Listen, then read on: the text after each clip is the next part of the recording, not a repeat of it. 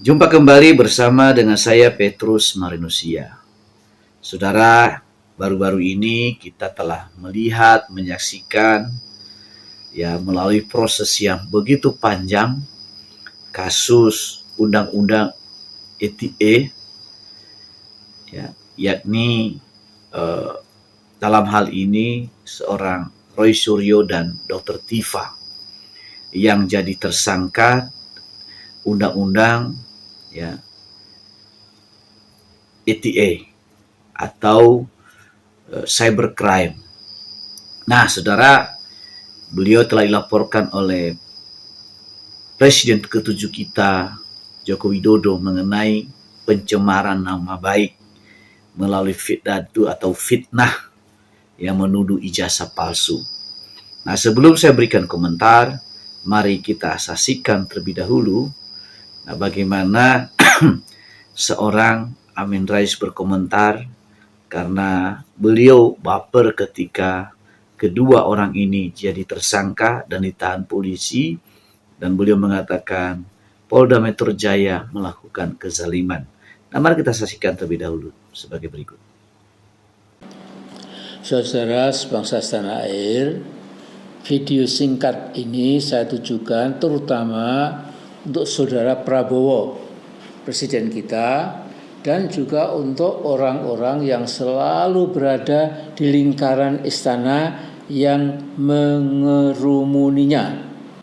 Bung Prabowo, Polda Metro Jaya menurut hemat saya telah melakukan kezaliman atas Roy Suryo dan T. Fauzia.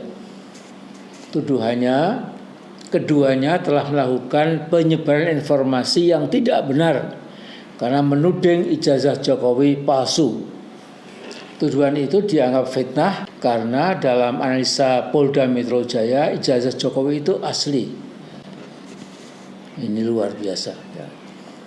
Sekarang kedua tokoh itu berada di ruang tahanan Polda Metro untuk kemudian kasus Mas Roy dan Ibu Tifa akan dilimpahkan ke kejaksaan.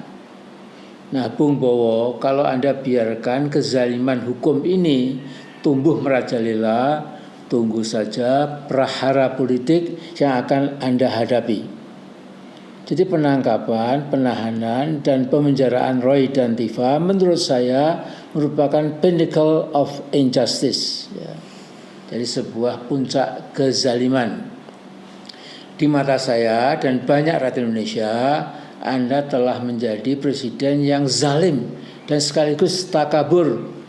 Referensi saya itu adalah Al-Quran, kitab suci yang sudah berusia mendekati 15 abad, yang tetap otentik, tidak bisa dipalsukan walaupun hanya satu ayat atau satu kata sampai hari kiamat kelak. Bahwa Allah SWT tidak menyukai manusia yang zalim tertera dalam surah Asy-Syura ayat 40 yang berbunyi, A'udzubillahi minasyaitonir rajim, wa jazaa'u sayyi'atum mithluha faman 'afa wa aslaha fa ajruhu 'ala Allah innahu la yuhibbudz zalimin. Balasan suatu keburukan adalah keburukan yang setimpal. Tetapi siapa yang memaafkan dan berbuat baik kepada orang yang berbuat jahat, maka pahalanya dari Allah. Sesungguhnya Dia tidak menyukai orang-orang zalim. Juga Allah SWT tidak menyukai manusia-manusia yang takabur, sombong, atau jumawa. Itu tertera di dalam surat An-Nahl ayat 23 yang bunyinya, La jarama annallaha ya'lamu ma yusirruna wa ma yu'linun innahu la yuhibbul mustakbirin. Artinya sesungguhnya Allah tidak menyukai manusia-manusia yang sombong, arogan atau jumawa dan takabur. Jadi kalau Anda, Bung Bowo, ingin ambruk bersama Gibran, teruskan kezaliman Anda dan ketakaburan Anda. Kalau Anda ingin pendapat netral, dengarkan pendapat Hotman Paris di tribunnews.com, video berjudul Hotman komentari penangkapan Roy Suryo dan Dr. Tifa beberapa jam yang lalu. Jadi sekian saja saya punya masukan untuk Anda, Bung Bowo. May Allah curse you. Assalamualaikum warahmatullahi wabarakatuh. Nah, saudara, ini sangat disayangkan testimoni yang katanya tokoh teladan, tokoh cerdas, tokoh yang hebat. Meskipun kalau kita melihat track record beliau ini pertama pemimpin yang gagal, politisi yang gagal. Nah, pertama beliau dulu pernah mencalonkan diri jadi presiden tahun 2004, pemilihnya cuma 15%. Nah, tidak lama kemudian ketika terjadilah gejolak di Partai Amanat Nasional, partai ini beliau mendirikan, tapi beliau disingkirkan dari partai itu. Nah, itu ketuanya itu adalah besannya sendiri. Dan akhirnya pun gagal dia memegang kekuasaan di partai yang didirikannya sendiri. Nah, kemudian beliau pun juga menjadi politisi, berjuang lagi mendirikan Partai Umat.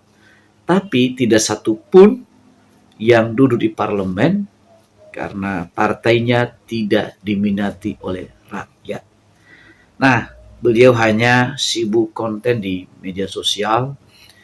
Nah, akhirnya pun juga apa yang dikemukakan tidak digubris dia, karena masyarakat kita sudah mulai pinter, sudah mulai cerdas, tidak mudah diprovokasi oleh testimoni-testimoni liar yang tidak bermanfaat.